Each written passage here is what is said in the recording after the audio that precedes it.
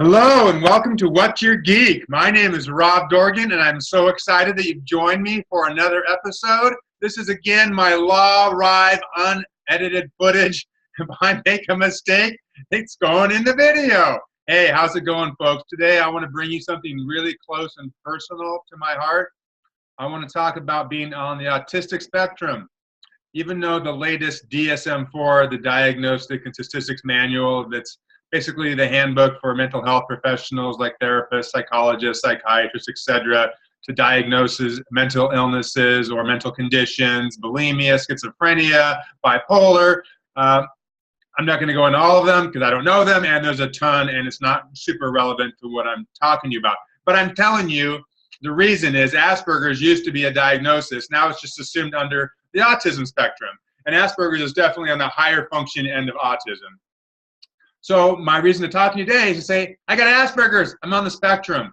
And what that means for me is my interests tend to be very specialized, very focused, and I get really hyper intense around them. As an example, you know, I collected the original Dungeons and Dragons miniatures line when Wizards was creating them directly, Wizards of the Coast. I've got like almost 5,000, about 4,800, give or take. I've got an Excel spreadsheet. They're literally all in a spreadsheet. I've got a bunch of these tall IKEA display cases. Each has 10 shelves. And I've got 9 of those, and most of them fit within all those, but not all because I got 4,800 almost, or anyway, a little bit more. But they're in a spreadsheet. So I know other individuals, some friends, and probably some other collectors out there who I don't know personally. You probably have more than I do, or at least close to the same. But I don't know anyone else who has actually put them all into a spreadsheet. So when I want to find that, you know, Githering Malther, you know, miniature, I know how many I have, and I know exactly which shelf it's on. But the reason I'm talking to you today is one of the challenges around having Asperger's is I'm a white guy, right? So when I look around society, I look around the world, I see myself reflected, right, a lot, you know, particularly the United States of America. I'm also tall, I'm 6'5". I see, you know, I turn on lots of TV shows. Oh, well, look, white people talking about different things, right? Look at The Bachelor or The Bachelorette. Like every Bachelorette's been a white person, to my knowledge, and almost every contestant on those shows is white, just as an example. But having Asperger's means that I have these interests that aren't necessarily shared by a large part of the population. And even within that, even like, for example, Dungeons and Dragons and role-playing games, I'm super intensely into and have been since like 5th grade, with, you know, a small break here, but always into fantasy kinds of things. And even within that, like my main love of official Dungeons and Dragons editions was 4th edition, right? Probably the least embraced, the least liked edition ever, and it's my favorite, right? Still is my favorite. So even within it's like a niche within a niche, right? So here I am in Dungeons and Dragons and fantasy role-playing games. That's a very small audience compared to, let's take sports. You know, how many people watch football, basketball, baseball, right? Just professional sports in general. Huge audiences, millions and millions, probably billions of dollars involved in those industries, right?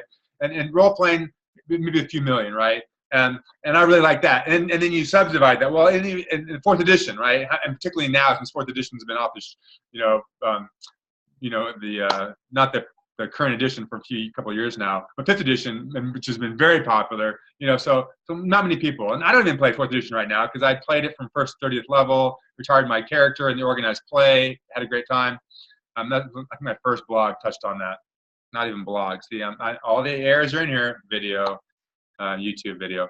And anyway, trying to collect my thoughts so I keep this on track. So my point is, things that interest me don't necessarily interest a lot of other people. And particularly even in things that interest other people, there are things that I find that bother me. For example, a new game I'm really excited about was just at Winter Fantasy 2017 in Fort Wayne, Indiana, a few weeks ago.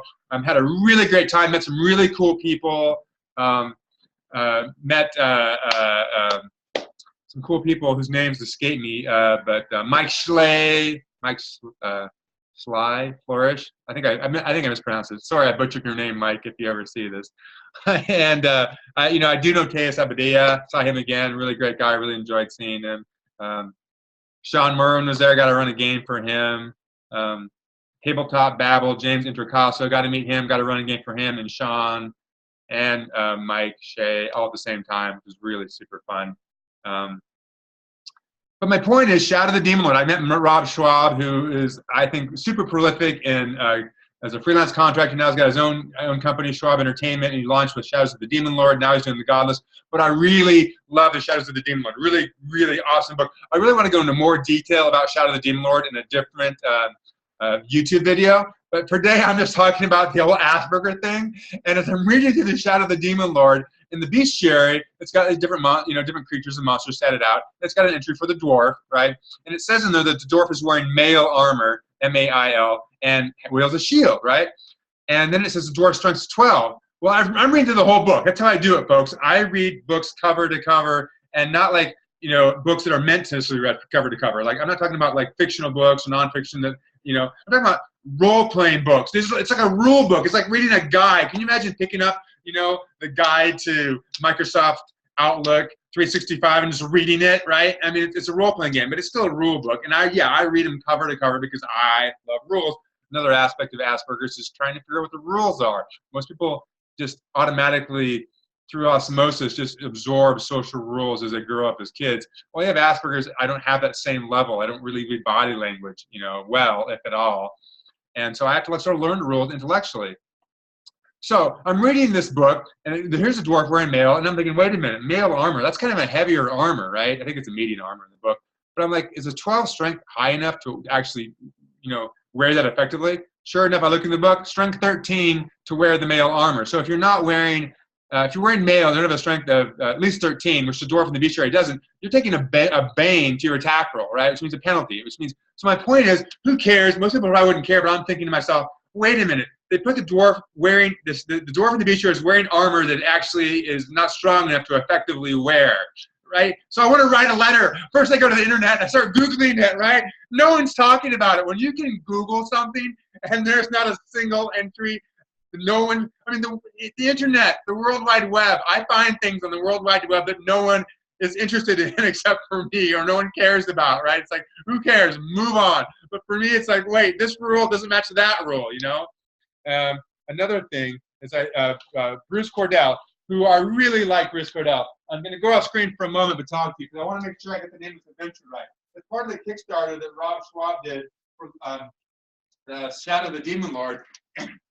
Bruce Cordell was one of the stretch goals to write a book. So Bruce Cordell wrote this A Year Without Rain thing right here, and I printed it out. Unfortunately, I know, you're going to really feel sad for me in a moment when I tell you I'm in Cancun, Mexico on a 2-week vacation. Yeah, so things aren't like horrible in my life, but there are things that bother me, like anyone else. But anyway, so Bruce Cordell wrote this book, and I printed this out on the printer, and they only have black and white. A Year Without Rain. And I get to I don't want to spoil anything, so if you're planning to play The Year Without Rain anytime, don't just listen to this later after you play it, right? Because my point is, when I looked at that very last creature in here, like kind of like the big boss guy, or at the end, it's a difficulty 25 creature, which means and it's a starting adventure. It's for starting characters. I look in Rob Schwab's Shadow of the Demon Lord book and his Game Master Guide. I know it's guidelines, but still I look at it and it says, the maximum amount of creature strength that a starting group of characters should try to attempt in one day is 25. Well, the end monster in this adventure is 25. It's starting characters. There's other monsters before that. So the adventure itself has already like blown that out the water that this is like all they should encounter in a single day. And maybe the idea is they come down and they explore and leave and come back. But, conceivably, this isn't a big adventure. They can see the whole thing in one day. Most people could be like, well, who cares, right?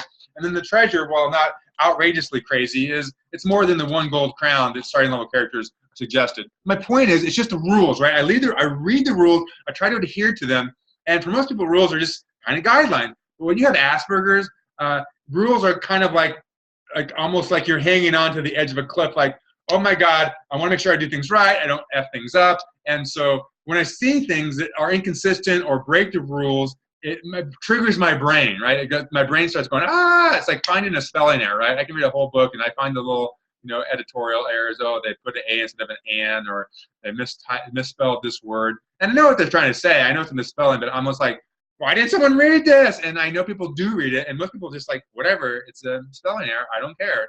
But when you have Asperger's, you know, like I do, those things really matter. So I really love Shadow of the Demon Lord. I want to do another video about it a different time.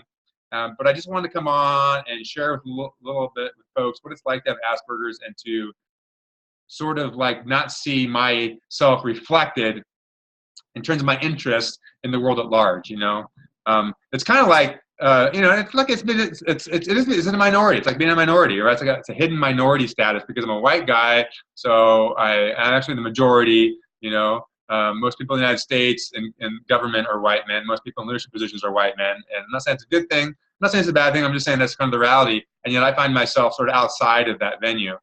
It's example. I think it was Grand Theft Auto. I want to say 4, maybe 5.